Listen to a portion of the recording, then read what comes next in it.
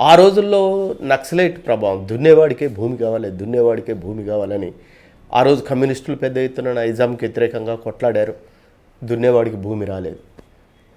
తర్వాత కాంగ్రెస్ గవర్నమెంట్ వచ్చింది, దున్నేవాడికి భూమి రాలేదు. తర్వాత అనేక గవర్నమెంట్లు మారాయి, దున్నేవాడికి భూమి రాలేదు.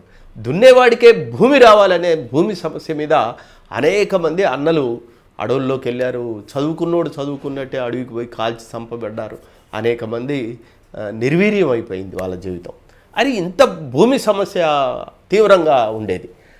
అలాంటి టైంలో ఆ దొరలకు వ్యతిరేకంగా వాళ్ళు వచ్చి గడీల మీద దాడులు చేయటం ఇట్లాంటివి చేసినప్పుడు మాలాంటి వాళ్ళందరూ కూడా మరి ఉంటే ఎటు పక్కన ఒక పక్క ఉండాలి, ఆ పరిస్థితి అది. కాబట్టి నేను ఆటోమేటిక్గా నేను నక్సలైట్ వైపు ఉండాల్సిన పరిస్థితి వచ్చింది. అప్పుడు నేను నక్సలైట్ ఉద్యమంలో జాయిన్ అయిన తర్వాత కొన్ని వందల పాటలు వాళ్ళకు రాశాను.